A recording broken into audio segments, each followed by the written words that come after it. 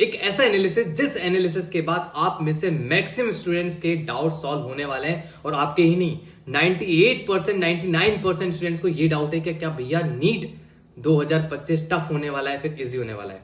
भैया हमको लोगों को ये और सुनने को मिलता है कि नीट में 2025 में जो क्वेश्चंस आने वाले हैं वो आउट ऑफ एनसीईआरटी से आने वाले हैं, तो भैया हमें कहां से प्रिपेयर करना चाहिए, क्या रिसोर्सेज फॉलो करने चाहिए। आज जो पेपर्स आप सभी के साथ में एनालिसिस एनालाइज करने वाला हूं, और साथ में आपकी एनसीईआरटी जिससे रिलेटेड आप सभी को डाउट्स हैं कि भैया आउट ऑफ एनसीईआरटी क्वेश्चन आने वाला है, आज मैं तुम्हें इस वीडियो में दिखाऊंगा, तुम्हारे आंखों के सामने प्रेजेंट करूंगा कि क्या क्वेश्चंस आउट ऑफ एनसीईआरटी से आते हैं या नहीं आते, क्या पेपर टफ है या फिर इजी है 2025 का। सो स्टार्ट करते हैं। So hi everyone, this is me doctor Sumit, mentor of thousands of student preparing for India's toughest exam NEET and JEE. So start करते हैं। सबसे पहले हम डिस्कस करेंगे पेपर क्या टफ होने वाला है फिर इजी होने वाला है। रिसेंटली मैंने बहुत सर्च किया था नेट वगैरह पे, तो मेरे को नीट 2025 से रिलेटेड जो भी इंफॉर्मेशन थी थोड़ा अप डाउन मिल रहा था, बट मैंने सोचा कि क्यों ना लास्ट 15 से 10 साल के पेपर्स को लाके उनको एनालाइज करके तुम सभी को दिखाया जाए कि सच्चाई क्या है। तो स्टार्ट करते हैं। ऐसे कुछ मैंने किया और मैंने पेपर्स के प्रिंट आउट निकाले, मेरे को ऑफिशियली नहीं मिला, बट हाँ जो मिला तुम्हारी आंखें खोल देगा। ठीक है, तो ये है पेपर, ठीक है, ये है नीट का पेपर जो लास्ट ईयर हो चुके हैं, ये पेपर्स है। ठीक है,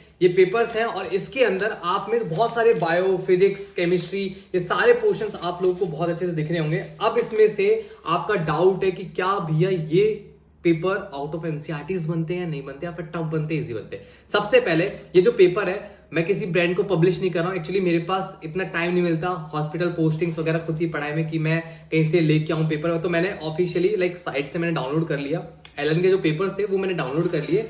नीट का ही पेपर है, बट उन्होंने अपना ब्रांड नेम लगा के वहां पे अपलोड किया होता, तो मैंने ये डाउनलोड कर लिया।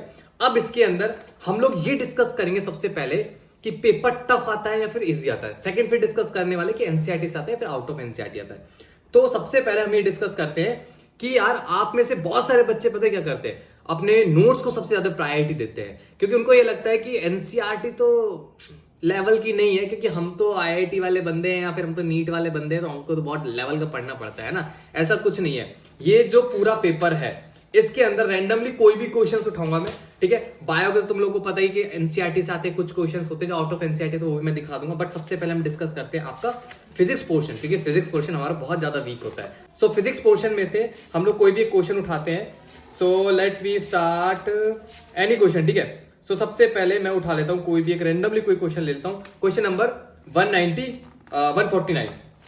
ठीक है, क्वेश्चन नंबर 149। तो हम लोग सर्च करते हैं। ठीक है, 149 लेट्स सी 149। ठीक है, देखो इसके अंदर आपके, मैं फोल्ड करके बता देता हूं। देखो आपको लगता है ना कि आउट ऑफ एनसीईआरटी या फिर इजी आते हैं क्वेश्चन, देखो इसके अंदर सीधा सिंपल लिखा हुआ है, ध्यान से देखना क्या लिखा हुआ है। क्वेश्चन नंबर 1 बोलता हूं। ठीक है, question number 1 NCERT page number 35। Question number 1 देखते हैं। क्वेश्चन नंबर 1 है आपका, मैं सारा डिस्कस करूंगा डिटेल में, ऐसा कोई स्क्रिप्ट नहीं है तो थोड़ा टाइम लग सकता है। क्वेश्चन नंबर 1, ठीक है, क्वेश्चन अच्छे से रीड करो। ठीक है, क्वेश्चन रीड करो और रीड करने के बाद यही क्वेश्चन आप लोग देखो, इसमें बोला हुआ है कि ये क्वेश्चन कहां पे, एनसीईआरटी के पेज नंबर 35 पे। तो क्वेश्चन नंबर 1 अच्छे से देख लो और इसको एनसीईआरटी पे पेज नंबर 35 पे चेक करो, आपको ही मिल जाएगा। तो इसमें जितने भी क्वेश्चन हैं आप लोग यहाँ पे देखो, ये देखो 1 2 3 4 5 6 7 8 जितने भी यहां तक है क्वेश्चन नंबर 45 तक, और उसके बाद सारे क्वेश्चन देखो 88 तक, एंड देन उसके बाद आपके क्वेश्चंस ये सारे रहे, ये सारे सॉल्यूशंस है, ये सारे सॉल्यूशंस है। इनको देखने के बाद मेरे को इतना तो आइडिया हो गया, और वो भी आइडिया 100% हो गया कि पेपर तो आपका आउट ऑफ एनसीईआरटी नहीं आता है, और पेपर बहुत इजी आता है। इजी इसलिए बोल रहा हूं बिकॉज इसके अंदर जो न्यूमेरिकल्स हैं, जो न्यूमेरिकल्स इसके अंदर है आपके फिजिक्स पोर्शन पे, केमिस्ट्री पोर्शन में, बच्चे बोलते हैं यार भैया ऑर्गेनिक में ना बहुत ज्यादा हमें दिक्कत आती है। ऑर्गेनिक में तुम्हें दिखा देता हूं, क्वेश्चन नंबर 133 है और क्वेश्चन नंबर 134 है। बहुत ही बेसिक सी बात करूंगा, आईयूपीएससी नॉमेनक्लेचर वाला क्वेश्चंस भी भाई मेरे सारे आपके एनसीईआरटी से पूछे जाते हैं। देखो पेज क्वेश्चन नंबर देखना 134, 133 और 134 क्वेश्चन अभी दिखाता हूं मैं आपको। 133 और 134 देखो ये वाले क्वेश्चंस है, एनसीईआरटी के क्वेश्चंस है, और इसमें देख लेते हैं क्या पूछा है। 133 और 134 ठीक है ठीक है ठीक है ठीक है ठीक है ठीक है। या देखो, बहुत ही ये आपके डायरेक्टली एनसीईआरटी के एग्जाम्पल्स हैं। तो समझ में क्या कहना चाह रहा हूं मैं? ये कहना चाह रहा हूं कि जो आप लोग परेशान होते हो ना कि यार भैया आउट ऑफ एनसीईआरटी क्वेश्चन आ गया, पेपर बहुत टफ आता है, अगर आप लोग ये फालतू की जो बुक्स है, ये बुक नहीं मार्केट में आई है, वो आई है, अगर इन पे फोकस ना करके अगर सिर्फ तुम लोग अपनी एनसीईआरटी के सॉल्व एग्जाम्पल्स, पीछे बैक एक्सरसाइज, एनसीईआरटी एग्जाम्पलर, इन पे फोकस करोगे, आपका 95% पेपर सॉल्व हो जाएगा। 95%। तो मैंने आपको ये प्रूफ तो कर ही दिया कि आउट ऑफ एनसीईआरटी से कुछ नहीं आता। अब आप बच्चों को लगता है टफ और इजी की बात करेंगे, थोड़ा रुको, टफ और इजी की बात करेंगे, बट आप में से बहुत सारे बच्चों को लगता है कि यार पेपर आउट ऑफ एनसीईआरटी आता है। मेरे हिसाब से एक 2019 में या फिर 18 में क्वेश्चन आया था, एनवायरमेंटल से रिलेटेड आया था। बहुत सारे बच्चों ने वो क्वेश्चंस गलत किए थे। क्यों गलत किए थे मैं तुम्हें बता देता हूं। बेटा पता है तुम लोग की प्रॉब्लम क्या होती है, तुम लोग चीजों को इग्नोर करते हो। जैसे मान लो अगर तुम्हें मैं एनसीईआरटी पढ़ाता हूं, मैं क्लास में तुम्हें एनसीईआरटी पढ़ाता हूं और मैं एनसीईआरटी के तुम्हें पेज नंबर, जैसे ये चैप्टर है, ये हमारा चैप्टर है बायोटेक्नोलॉजी वाला चैप्टर है, अगर मैं इसको पेज नंबर आपके 207 से और 214 तक ये चैप्टर है, मैं यहां तक आपको इस पे पढ़ाता हूं, तो आप लोग क्या करोगे, सिर्फ यहां तक पढ़ोगे। बट 214 के बाद देखो बेटा कुछ येलो कलर से एक टेबल गिवन है नहीं है। जो आप लोग बोलते हो ना कि भैया आउट ऑफ एनसीईआरटी पेपर बना है, आउट ऑफ एनसीईआरटी क्वेश्चंस आए, वो आउट ऑफ एनसीईआरटी नहीं है, वो ये है, इसके अंदर से वो आउट ऑफ एनसीईआरटी वाले क्वेश्चंस आते हैं। अगर आप लोग अच्छे से एनालिसिस करते होंगे तो आपको आइडिया मिल जाएगा। बहुत सारे क्वेश्चंस, जो भी क्वेश्चंस आपको लास्ट पीवाईक्यूज में लगता है कि आउट ऑफ एनसीईआरटी, जरा अपने समरीज में देख लेना और मैं आपको अच्छे से डिस्कस कर देता हूं। लाइक एक अच्छे से एग्जांपल ही देख लेते हैं, ठीक है? शायद मैंने मार्क कर रखा होगा आप सभी के लिए, ठीक है? बहुत सारे बच्चे बोलते हैं कि यार भैया कुछ कुछ ऊट पटांग सा हो गया। ऊट पटांग सा कुछ नहीं है बेटा। देखो बहुत इंपॉर्टेंट है, ये भी वही पॉइंट है जो आप बोलते हो आउट ऑफ एनसीईआरटी। ये येलो वाला पूरा पैराग्राफ देखो, मैंने मार्क किया हुआ है। इस पैराग्राफ के अंदर आप लोग पता है क्या करते हो, आप लोग सिर्फ ये ग्राफ देखते हो, ग्राफ देखने के बाद बस छूमंतर, इसके नीचे जो येलो कलर से कुछ लिखा हुआ है ना, फिगर दिस पॉइंट दिस, ये फिगर्स भी क्वेश्चंस फ्रेम होते हैं। और मैं तुम्हें बता देता हूं, एग्जामिनर के पास है ना कंसाइज है, एक नोटिस जारी हुआ था 2018 में जारी हुआ था, जिसमें एनटीए ने जारी किया था। उसमें ये लिखा हुआ था कि जो पेपर है ना नीट का, वो आउट ऑफ एनसीईआरटी से कभी नहीं बन सकता, बिकॉज वो लोग ये चाहते हैं कि जो स्टूडेंट कोचिंग्स, बहुत कॉस्टली वाली कोचिंग्स अफोर्ड नहीं कर पाते, जो बच्चे सिर्फ 12th क्लास के लिए प्रिपेयर कर रहे हैं बोर्ड्स के लिए, वो भी नीट एग्जाम क्रैक करे। वो ये लोग चाहते हैं, मतलब वो लोग का जो मेन मोटिव है वो ये है कि जो चीज पॉसिबल है, मतलब सिर्फ बुक से पढ़ के पॉसिबल है, उसके लिए तुम क्यों लाखों रुपए इन्वेस्ट करते हो। तो उन लोगों ने पेपर जो बनाते लाइक एनसीईआरटी से ही बनाते हैं, बट वो थोड़ा गेम खेलते हैं, वो ना एनसीईआरटी को खोदते हैं। अब मैंने तुम्हें एनसीईआरटी को खोदना सिखा दिया है कि बेटा कैसे कैसे आपको डिटेल में एनसीईआरटी देखना है, ठीक है? और भी मैं बता देता हूँ, कुछ अच्छे डायग्राम्स वगैरह होंगे, मैंने मार्क किए होंगे शायद,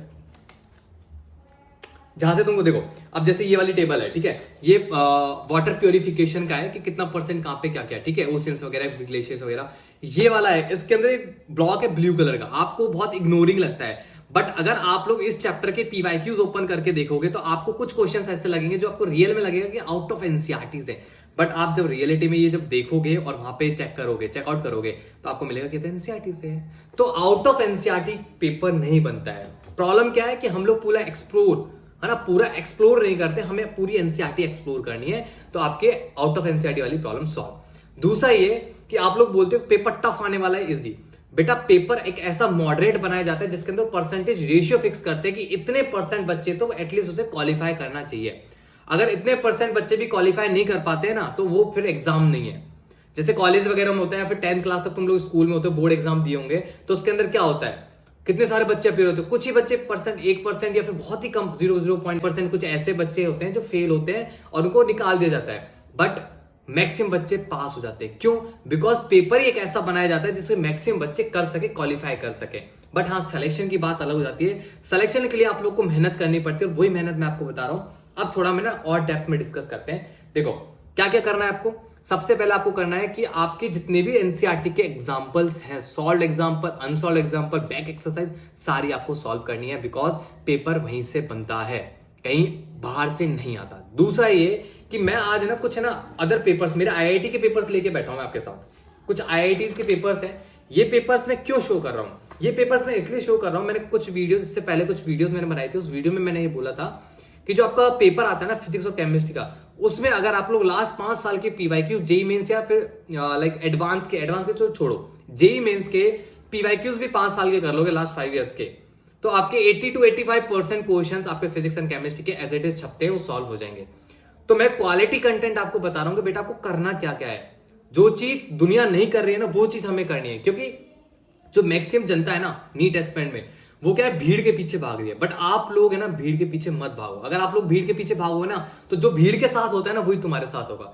हमें 1 लाख बच्चों के अंदर आना है, उसके लिए हमें बहुत स्मार्ट वे से पढ़ना पड़ेगा, क्वालिटी कंटेंट करना पड़ेगा, कम करना पड़ेगा बट क्वालिटी कंटेंट। तो वही चीज मैं तुम्हें बता रहा हूं। जेईई मेंस की पीवाईक्यूज करो, जितना हो सकता है रगड़ो।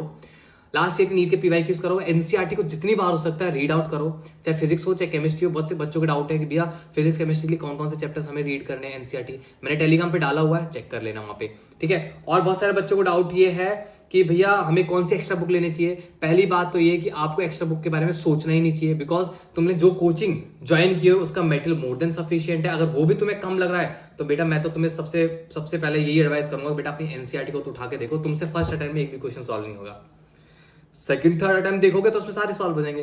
तो समझो क्या मैं बोल रहा हूं, पेपर इजी आएगा, पेपर आपका नीट का इजी आएगा, टफ नहीं बनता है। टफ लोग हम बनाते हैं सोच के, फिर अफवाह फैला के, ठीक है। जो अफवाह होती है ना, ये पेपर को टफ बना देती है, अदरवाइज पेपर बहुत इजी आता है। आपके एक वीडियो होगी मेरी यूट्यूब पे, मैं उससे मेंशन कर दूंगा, डिस्क्रिप्शन में डाल दूंगा, उससे देखना। उसके अंदर पूरा डिटेल एनालिसिस है, जिसके अंदर आपको ये बताया कि पेपर कितने कितने क्वेश्चंस किस किस से आते, कैसे बनता है, पेपर इजी है बहुत, मतलब बहुत एक डीप एनालिसिस है। शायद ही आपको ऐसा कोई वीडियो यूट्यूब पे मिलेगा, बट आपके लिए बहुत बेनिफिशियल है, ठीक है। So all the very very very very very best. अच्छे से प्रिपरेशन करें और इस साल 2025 में डॉक्टर बन के निकले। सो बाय बाय।